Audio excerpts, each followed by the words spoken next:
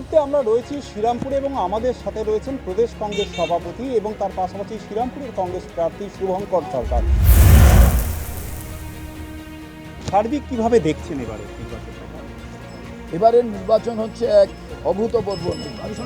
তার কারণ ইতিহাসের এক গুরুত্বপূর্ণ সন্ধিক্ষণে দাঁড়িয়ে এবারে নির্বাচন হচ্ছে।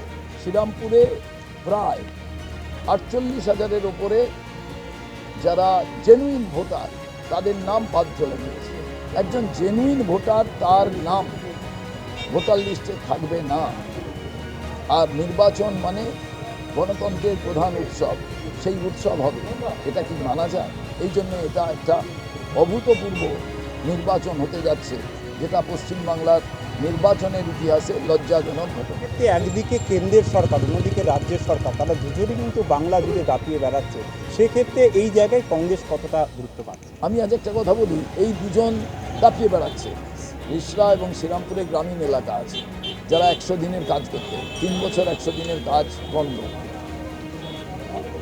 এবার মমতা বন্দ্যোপাধ্যায় বলছেন কেন্দ্র টাকা দিচ্ছে না।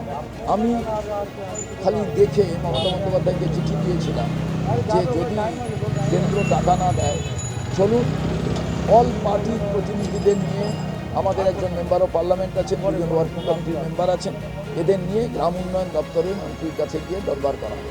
আর বিজেপিকে বলেছিলাম, আপনারা বলছেন ওরা চুরি করে নিয়েছে, তা ওরা যদি চুরি করে নিয়ে থাকে, আপনার কাছে ইডি সিবিআই দুটো আছে, তাহলে সেই ইডি সিবিআই দিয়ে আপনি ইনভেস্টিগেশন করান, ওদের গ্রেপ্তার করান। কতটা আশাবাদী? তো আমি মনে করি যে শ্রীরামপুরের সঙ্গে আমি একত্রিত হয়ে গেছি। শ্রীরামপুরের সঙ্গে আমার যে নিবিড় সম্পর্ক তৈরি হয়েছে, সেখান থেকে আমি দাবি করতে পারি এবং আমি নিশ্চিত মনে করি 2026-এর 4 মে যখন ঝাঁপি খুলবে, তখন আপনি দেখবেন যে কোনোভাবেই তৃণমূল তো সঙ্গে আমার লড়াই নয়, আমার লড়াই বিজেপির সঙ্গে। তৃণমূল তৃতীয় জায়গায় চলে গিয়েছে। মানুষের সঙ্গে কথা বললে আপনারা বুঝতে পারবেন, যতই তারা মিটিং মিছিলকে রোখার চেষ্টা করুন। হুগলি শ্রীরামপুর থেকে ক্যামেরায় শুভাশিস প্রামাণিকের সাথে তাপস লাহা, নিউজ টাইম।